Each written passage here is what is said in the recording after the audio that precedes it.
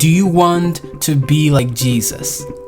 To experience the power he had, the life he lived? If so, listen to this devotional written by Ellen G. White. To be like Jesus, work given as a source of happiness. August 4th. God placed human beings under law as an indispensable condition of their very existence. They were subjects of the divine government, and there can be no government without law. God might have created human beings without the power to transgress his law. He might have withheld the hand of Adam from touching the forbidden fruit.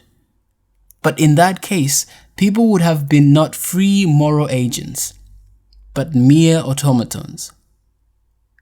Without freedom of choice, their obedience would not have been voluntary, but forced. There could have been no development of character. Such a course would have been contrary to God's plan in dealing with the inhabitants of other worlds. It would have been unworthy of humans as intelligent beings and would have sustained Satan's charge of God's arbitrary rule. The home of our first parents was to be a pattern for other homes as their children should go forth to occupy the earth. That home, beautified by the hand of God himself, was not a gorgeous palace. Men and women in their pride delight in magnificent and costly edifices and glory in the works of their own hands. But God placed Adam and Eve in a garden. This was their dwelling. The blue heavens were its dome, the earth with its delicate flowers and carpet of living green was its floor, and the leafy branches of the goodly trees were its canopy. Its walls were hung with the most magnificent adornings, the handiwork of the great master artist. In the surroundings of the holy pair was a lesson for all time, that true happiness is found not in the indulgence of pride and luxury, but in communion with God through his created works.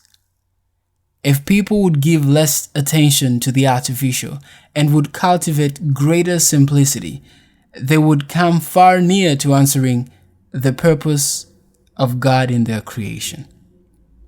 Pride and ambition are never satisfied, but those who are truly wise will find substantial and elevating pleasures and the sources of enjoyment that God has placed within the reach of all.